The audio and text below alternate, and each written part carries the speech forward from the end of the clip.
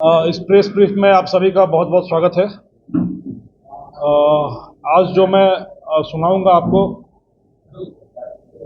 वो एक ऐसे अपराधी के आपराधिक जीवन के पटाक्षेप की कहानी है जो करीब 15-20 सालों से निर्बाध, निष्कंटक, निरंकुश अपनी स्वेच्छा से मादक द्रव्यों की तस्करी में लगा रहा, कभी जिस पर पुलिस हाथ नहीं डाल पाई। 15 से 20 वर्षों से जो लगातार इस काम को करता रहा और कभी पकड़ में नहीं आया, इस बार पहली बार पुलिस के चंगुल में फंसा है और इसके साथ ही इसके आपराधिक करियर का पटाक्षेप होता है। ये कहानी है उस व्यक्ति की जिसने बड़े होने से पहले बड़े होने की ख्वाहिश पाल ली, बड़े पैसे कमाए,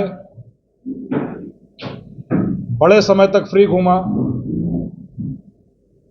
और अब बड़े घर की यात्रा करेगा। इस अपराधी का नाम है, कई सारे नाम है इसके। जसवंत उर्फ जस्साराम उर्फ जसराज उर्फ जस्सू उर्फ जसिया, कई सारे नाम हैं। यह मैं जस्साराम कह के संबोधित करूंगा इसको। जस्साराम करीब 40 वर्ष की उम्र का है, बैतू का निवासी है। एक बहुत ही सामान्य घर से में पैदा हुआ, सामान्य घर में पला बढ़ा युवक। अभी मसें भींगी ही थी, 12वीं कक्षा पास की कि कमाने का चस्का लगा। केम्स कंपनी में ड्राइवरी का धंधा शुरू किया, मन नहीं रमा। अवैध शराब का धंधा शुरू किया, उसमें भी ज़्यादा कमाई नहीं दिखी। मादक पदार्थों की तस्करी में घुसा, एक गुरु बनाया, गॉडफादर बनाया। पहले गॉडफादर के साथ काम किया ड्राइवर बन के, फिर ड्राइवरी के बाद पार्टनरशिप की उसी गॉडफादर के साथ, क्योंकि ड्राइवरी में थोड़े पैसे पर ट्रिप मिलते थे। उसके बाद पार्टनरशिप की, पार्टनरशिप के बाद लगा कि अपना धंधा अकेला ही चलना चाहिए। अकेला धंधा शुरू कर किया और फिर जब धीरे धीरे नफासत और रईसी की आदत लगी तो एक ड्राइवर रखा और खुद मालिक बन के इस धंधे को चलाया। यह यात्रा चित्तौड़ प्रतापगढ़ से जोधपुर और जोधपुर या बाड़मेर और बाड़मेर के आसपास तक लगातार चलती रही, बड़े लंबे समय तक चलती रही।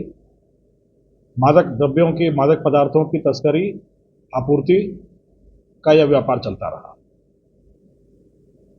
इस व्यक्ति पर पहला मुकदमा 2005 में हुआ एनडीपीएस का, उसमें वो गिरफ्तार हुआ और उसके बाद 2010 से लेकर आज तक दर्जनों मुकदमे हैं, कभी भी गिरफ्तारी नहीं हो सकी।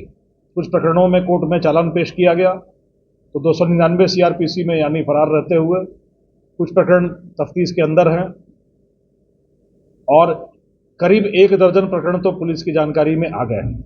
इसके अलावा बहुत सारे प्रकरण संभव हैं कि सामने आए।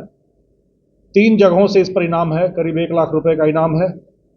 40,000 का इनाम जोधपुर रेंज से है, 50,000 का इनाम पाली रेंज से है और 10-15 हज़ार का इनाम इस पे राजसमंद से है। इसके अलावा भी बहुत जगहों से इस पर इनाम हो सकता है।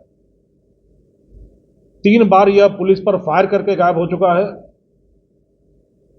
एक बार गुड़ा इंदला पाली में, एक बार टिब्बी हनुमानगढ़ में और एक बार देवगढ़ राजसमंद में पुलिस पर फायर किया और बड़े आराम से नाकेबंदी तोड़कर या पुलिस की दबिश से बचकर निकल गया।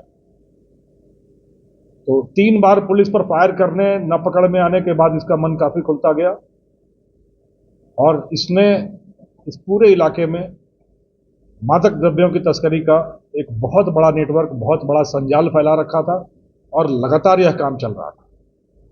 बहुत दिनों से इस पर पुलिस की नजर थी। रेंज पुलिस ने जब एक बड़े कुख्यात अपराधी के रूप में इसका नाम सामने आया, ऑपरेशन मोना के नाम से इसके विरुद्ध मुहिम छेड़ी।